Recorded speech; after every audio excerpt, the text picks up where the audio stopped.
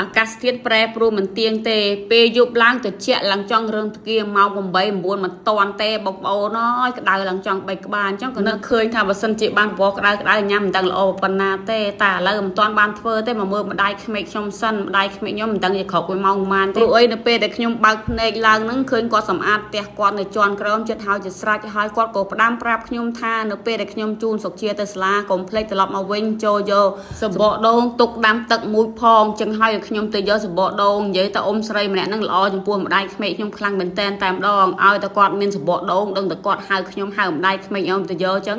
ហើយនៅពេលដែលខ្ញុំបានដល់ផ្ទះក៏មានតឡងម្ដាយក្មេកមកដល់ផ្ទះហ្មងដែលគាត់យកដូងឲ្យម្ដាយក្មេកខ្ញុំឡើងមកក្រុងចឹងហើយខ្ញុំក៏រូតរះចូលទៅក្នុងផ្ទះរៀបចំនំនែកជូនគាត់ពីសាបន្ទាប់មកទៀតខ្ញុំទៅខលហៅប្រាប់ម្ដាយក្មេកខ្ញុំថាតឡងមកយកដូងឲ្យចឹងទៅហើយនិយាយទៅអ៊ំប្រុសម្នាក់ហ្នឹងគឺជាតឡងម្ដាយក្មេកខ្ញុំឲ្យទៅគាត់មកម្ដងគាត់យកដូងឬក៏យករបស់ផ្សេងឲ្យម្ដាយខ្ញុំប៉ុន្តែនៅពេលគាត់ទៅវិញក៏គាត់មិនដែលទៅដែរទៅទេដែរដោយសារតែគាត់ចូលចិត្តញ៉ាំផ្លែតលឹងតឹងហើយនៅស្រុកទៀតប្រជាជនគេនៅពេលញ៉ាំផ្លែតលឹងតឹងគេមិនដែលញ៉ាំជាមួយអំបិលម្ទេសស្អីទេបងប្អូនភាគច្រើនគេយកទៅគេធ្វើយកទៅធ្វើជ្រក់ឬក៏គេយកទៅធ្វើការីដាក់ផ្លែតលឹងតឹងគេហៅបាជីការីបាជីរបស់គេនឹងឯងបងប្អូនហើយម្ដាយក្មេកខ្ញុំវិញផ្ទះគាត់មានតែដើមតលឹងតឹងមួយដើមហើយនឹងដើមតបែកមួយដើមទេតលឹងតឹងរបស់គាត់ឆ្នាំនេះអត់សូវមានផ្លែដូចឆ្នាំទៅអូយម៉ែអើយបងប្អូនអើយផ្លែតាំងពីគល់រហូតដល់ចុងប៉ុន្តែឆ្នាំហ្នឹងអត់សូវមានទេអញ្ចឹងបន្តមកទៀតខ្ញុំចាប់ធ្វើការងារខ្ញុំវិញម្ដងដំបូងឡើយគឺខ្ញុំចាប់ដើមបោកកៅអៅសិននិយាយទៅសម្រាប់គ្រួសារខ្ញុំមិនថាខ្ញុំឬម្ដាយក្មេកទៅចិត្តប្រើសាប៊ូណាថាខ្លាំងមែនតែនតែម្ដងដោយសារវាចម្រាស់កៅអៅស្អាតបានល្អមួយវិញទៀតបងប្អូនមិនត្រឹមតែចម្រាស់កៅអៅស្អាតបានល្អទេវាធ្វើឲ្យសាច់កណាត់ទុនក្រអូបហើទៀតផងពេលខ្លះនៅពេលខ្ញុំប្រើសាប៊ូណាថាមិនបាច់ចាំប្រើទៅក្អូបក៏វាក្អូបដែរអញ្ចឹងមិនថាសាប៊ូទឹកឬក៏សាប៊ូម្សៅក្អូបដូចគ្ន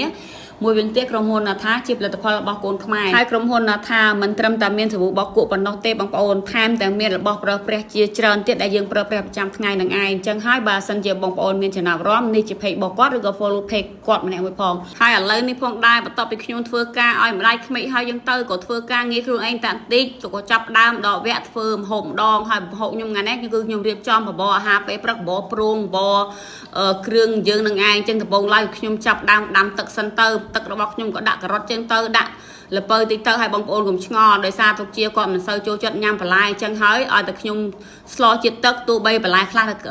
មិនត្រូវការដាក់ខ្ញុំដាក់ឲ្យគាត់ដែរបន្ទាប់មកទៀតគឺខ្ញុំចាប់ដាំហាន់ផ្សិតដែលខ្ញុំបានត្រាំមកយប់និយាយទៅមិនថាអង្គឬក៏ហាយប៊ីទេបងប្អូនខ្ញុំត្រាំទុកមកយប់ហើយជាស្រេចតាមដងព្រោះវាងាយស្រួលដល់ពេលព្រលឹមឡើងវាទន់ហើយជាស្រេចជាពិសេសអង្គនៅdiaវារឹងអញ្ចឹងហើយខ្ញុំចាំបាច់ត្រាំអង្គមួយយប់ដែលយើងយកទៅធ្វើនំអញ្ចឹងហើយបបរខ្ញុំថ្ងៃនេះគឺអង្គដែលខ្ញុំយកមកធ្វើហ្នឹងគឺប្រភេទអង្គវែងអង្គរបស់ឥណ្ឌាដែលមានឈ្មោះថាបាស្មាទីរ៉ាយអញ្ចឹងណាបងប្អូនពីមុនខ្ញុំអត់ដឹង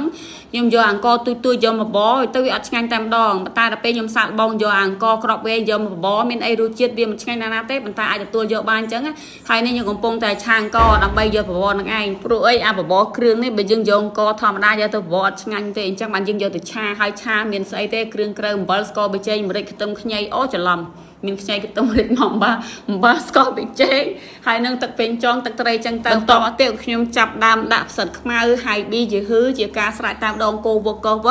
រួចហើយជាស្រេចបន្តមកទៀតខ្ញុំយកអង្គដែលខ្ញុំបានឆាហ្នឹងដាក់ចូលជាមួយទឹកស៊ុបដែលខ្ញុំបានស្ងោរនឹងហើយទឹកស៊ុបហ្នឹងក៏ខ្ញុំលួចដាក់ដុំសាច់ខ្នុរមួយដុំចឹងទៅដើម្បីបង្កើនរសជាតិបន្តមកទៀតខ្ញុំចាប់ដើមយកសាច់មាន់ចេញដើម្បីបេះប៉ុន្តែនៅពេលបេះចឹងទៅវាក្តៅជាងពេកក៏ទុកចោលមកលើសិនទៅចាំវគ្គក្រោយសំបេះម្ដងទៀតហើយខ្ញុំជម្រាបជូនបងប្អូនទស្សនិកជនជាទីមេត្រីថាសាច់មាន់នៅស្រុកឥណ្ឌាវាមិនសូវឆ្ងាញ់ដូចសាច់មាន់នៅស្រុកយើងស្អីទេបងប្អូនអើយខ្សោះវាទុនវាអត់ឆ្ងាញ់ទេបើស្រុកមាន់ស្រុកយើងអូបានមាន់ស្រីជាតិម៉ែជាតិជាពិសេសបានបបរជាតិទៀតអូឆ្ងាញ់ប៉ុន្តែនេះចេះតែញ៉ាំនឹងទៅសាច់មាន់ក៏មិនសូវឆ្ងាញ់អង្គក៏មិនសូវឆ្ងាញ់តែបានគ្រឿងសមុទ្រយោងអញ្ចឹងហើយក៏ញ៉ាំបានដូចតែគេដូចតែឯងនឹងឯងហើយនេះខ្ញុំកំពុងតែរៀបចំបុកម្ហិចមកដើម្បីដាក់6បបរនឹងឯងហើយម្ហិចនឹងគឺខ្ញុំលួចពីម្ដាយក្មេកទេទៅរាល់ថ្ងៃខ្ញុំនិយាយត្រង់ថ្មងធ្វើការអត់ធ្វើម្ហូបតែលួចគ្រឿងក្រៅពីម្ដាយក្មេកខ្ញុំ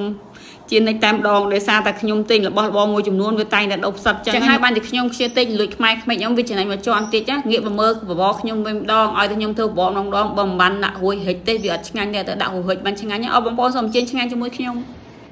តើបងប្អូនញ៉ាំបបរមួយខ្ញុំបានបបរញ៉ាំចេះអូយគឺឆ្ងាញ់ណាស់បងប្អូនអើយនេះខ្ញុំរាប់បានមានបបរសយូរមានបបរសម្ដង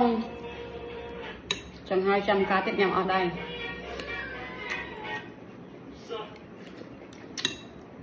Ngại chú ơi. Hai video bao nhiêu ngày nâng cô mình vẫn đang đai ao con chơi mong ôn để tay sẽ lánh cho chất mơ video mặt sọc chiến à chun bò mong ôn nói rồi xin miền ban sọc video sẵn năng lỗ chăm chục khi nông video việc rồi chấm riêng see you next time.